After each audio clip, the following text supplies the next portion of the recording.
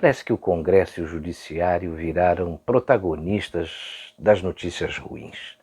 Câmara, Senado, STF, STJ, TSE, eles sempre mostram que o que está ruim pode piorar. É impressionante. Lá atrás, quando a pandemia ainda estava no seu auge, resolveram adiar as eleições previstas para outubro. Realmente eu não sei por qual razão. Isso me pareceu precipitado. Outubro estava muito longe. Poderia aguardar um pouco mais para avaliar a situação e ter um plano B para adiar as eleições, num caso extremo. Mas quando o presidente do Senado quer se reeleger, mesmo contra a lei, e apresenta um prontuário invejoso, provavelmente contando com a ajuda de muita gente para que as falcatruas divulgadas continuem na gaveta de algum tribunal, quando o presidente da Câmara é citado em delação premiada de uma empreiteira e tem um apelido de Botafogo, e o presidente do Tribunal Superior Eleitoral diz que não vai adotar a biometria por causa da pandemia, mesmo sabendo que todo eleitor precisa apertar com um dos seus dedos o teclado para digitar ali o número do candidato e ainda confirmar o voto, você pode esperar qualquer coisa, né? Você vê que as pessoas se aglomeram em metrôs, trens e ônibus.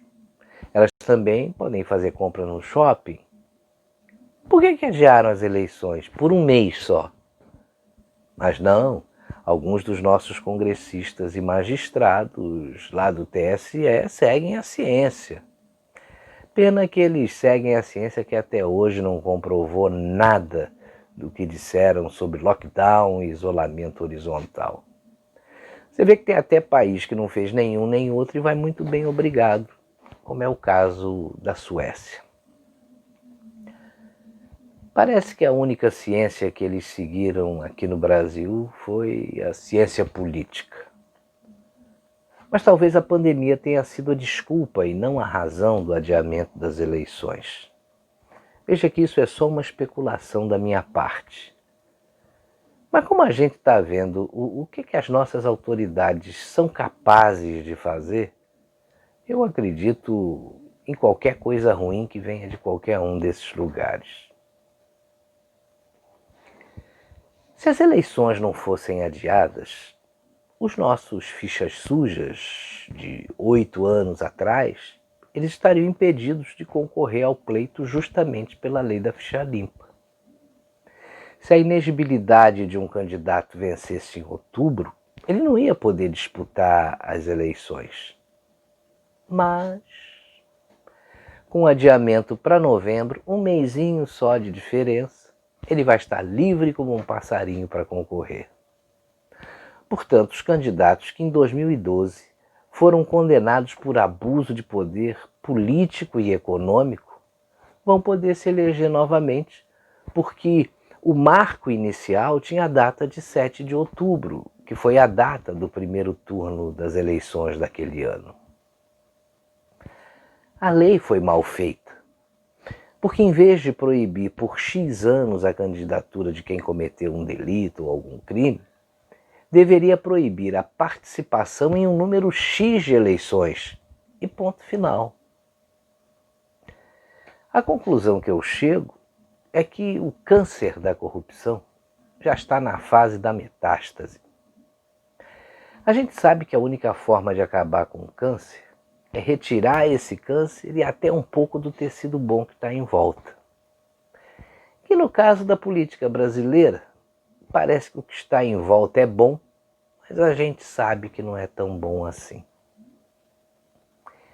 Se não houver uma mudança radical na nossa política por meio de uma grande reforma de verdade, daqui a pouco a gente só vai conseguir votar em bandido. E aí a escolha vai ser mais ou menos assim. Olha, eu voto nele porque é um bandido simpático, ou eu voto nele porque pelo menos esse aí rouba, mas faz. Muita gente, aliás, já ouviu isso em eleições passadas. Mas é terrível, né? Saber que isso pode virar regra e não exceção. É uma triste constatação num Brasil que padece, mas que não merece passar por isso. Por enquanto, o voto é a nossa única arma. Cada um de nós precisa sensibilizar aí o maior número possível de pessoas para que elas votem com muito cuidado nas próximas eleições. Não é para doutrinar ninguém, não, mas para que tenham responsabilidade ao escolherem o seu candidato. Seja ele de direita, de esquerda ou de centro. Hoje, com grande maioria da população que vota tendo acesso à internet, é muito fácil ter informações sobre os candidatos, sobre o que eles já fizeram ou deixaram de fazer, e, sobretudo, sobre eventuais processos que estejam respondendo. Você está vendo aí, quando elegem um ladrão para governo ou prefeitura, roubam até quando o povo mais precisa dos recursos, como foi o caso agora dessa pandemia, né? Esses meteram a mão, uma vergonha. Eles não têm escrúpulos nem limites, só pensam em roubar. As eleições vêm aí e a nossa responsabilidade é muito maior do que a gente imagina. Novembro pode ser o ponto de partida para começarmos aí a mudar o Brasil.